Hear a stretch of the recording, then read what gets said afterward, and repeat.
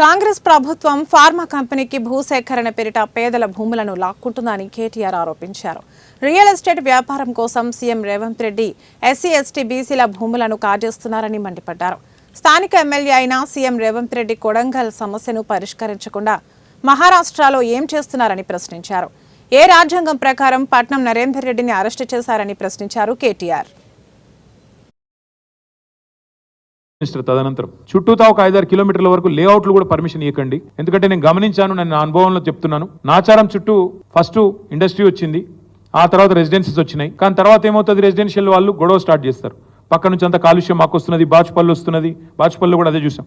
ఒకటి కాదు, చాలా చోట్ల ఫస్ట్ ఇండస్ట్రీ వస్తుంది, దాని దగ్గర ఇండ్లు వస్తాయి, కాలనీలు వస్తాయి, అటెనక లొల్లి స్టార్ట్ అవుతుంది. ఇది నీకు తరలించాలని లొల్లి. కాబట్టి కేసీఆర్ గారు మాకు ఎంత దూరం చెప్పారంటే, మనం ముచ్చర్లలో ఫార్మా పార్క్ పెడదాము, పెట్టి అది కూడా తానే తీసుకోవాలని నిర్ణయం. ఎట్లా ఆలోచించారంటే, 3 హెలికాప్టర్లలో అధికారులను, ప్రజాప్రతినిధులను, ఇండస్ట్రీస్లను తీసుకొని పోయి అక్కడ ల్యాండ్ అయి ఒకటే చోట ఎకానమీస్ ఆఫ్ స్కేల్ రావాలి అంటే ప్రపంచంలోనే అతిపెద్ద ఫార్మా క్లస్టర్ ఒక చోట పెట్టాలని, దాని చుట్టూ ఒక బఫర్ లాగా మెయింటైన్ చేస్తూ చుట్టుపక్కల ఊర్లలో కూడా పొల్యూషన్ అనే ప్రాబ్లం రాకుండా, అప్పటికి జీరో ఎఫ్లూయెంట్ డిశ్చార్జ్ అని పెట్టినా, కామన్ ఎఫ్లూయెంట్ ఫెసిలిటీస్ పెట్టినా, ఇన్ని పెట్టిన తర్వాత కూడా మళ్ళీ నష్ట నివారణ చర్యలు భవిష్యత్తులో 50 ఏళ్ల తర్వాత వచ్చే ప్రభుత్వాలకు కూడా చిక్కు రావద్దు, వాళ్ళకు కూడా ఈ తలకాయ నొప్పులు ఉండొద్దు, చికాకులు ఉండొద్దు అనే ఉద్దేశంతో దాదాపు 10 కిలోమీటర్లు 5-6 కిలోమీటర్ల పరిధిలో లేఅవుట్లు కానీ కొత్తగా పర్మిషన్ ఇవ్వద్దని ఆదేశాలు ఇచ్చి ఇంత ఆలోచన చేసి మేము ఆనాడు హైదరాబాద్ ఫార్మాసిటీ పేరిట 8 ఏళ్ళు, ఒక రోజు కాదు 2 రోజులు కాదు, 8 ఏళ్ళు కష్టపడి 14,000 ఎకరాల భూమి సేకరించాం.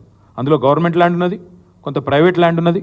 అక్కడ కూడా ఇదే కాంగ్రెస్ వాళ్ళు, ఇవాళ ఏ కాంగ్రెస్ వాళ్ళు అయితే ప్రభుత్వంలో ఉన్నారో వీళ్ళే వచ్చారు. ఏం చెప్పారు, కోదండరెడ్డి గారు, కోమటిరెడ్డి వెంకటరెడ్డి గారు, మల్రెడ్డి రంగారెడ్డి గారు, వీళ్ళే అక్కడికి వచ్చి, రేవంత్ రెడ్డి గారు, బట్టి విక్రమార్క గారు అక్కడికి వచ్చి ఫార్మాసిటీ దగ్గరకు వచ్చి, మీ ఊర్లన్నీ కాలుష్యమయమైపోతాయి, నాశనం అయిపోతాయి, మీ భూములు తీసుకొని ప్రభుత్వం రియల్ ఎస్టేట్ దందా చేస్తున్నది అని చెప్పి నోటికొచ్చినట్టు వాగి, సబ్జెక్ట్ తెలవకుండా, విషయం తెలవకుండా, పరిజ్ఞానం లేకుండా 13,000-14,000 ఎకరాలు 8 ఏళ్ళు కష్టపడి సేకరిస్తే దాన్ని బంగారు పల్లెంలో పెట్టి వీళ్ళకి అప్పచెప్తే ఇవాళ అనాలోచితంగా ఒక తుగ్లక్ మాదిరిగా, ఒక పిచ్చోడ్ మాదిరిగా ఈ ముఖ్యమంత్రి ఏందో రాగానే హైదరాబాద్ ఫార్మాసిటీ రద్దు అని ప్రకటించినాడు. దాంతో ఆ ప్రాంత రైతులు ఏమనుకున్నారు, అచ్చా ఫార్మాసిటీ రద్దు అయిపోయింది, మా భూములు మాకు తిరిగి వెనక్కి వస్తాయి అని రైతులు సంబరపడ్డారు. ఆ 9 గ్రామాల్లో మాట కూడా ఇచ్చారు. రేవంత్ రెడ్డి గారు, బట్టి విక్రమార్క గారు, మల్రెడ్డి రంగారెడ్డి గారు, ఆ ప్రాంతంలో పోటీ చేసిన కిచ్చెన్న గారు లక్ష్మారెడ్డి, ఆ ప్రాంతంలో ఉన్న కోదండరెడ్డి, వీళ్ళందరూ కూడా మాట ఇచ్చినారు, మీ భూములు మీకు తిరిగిస్తాం, ఫార్మాసిటీ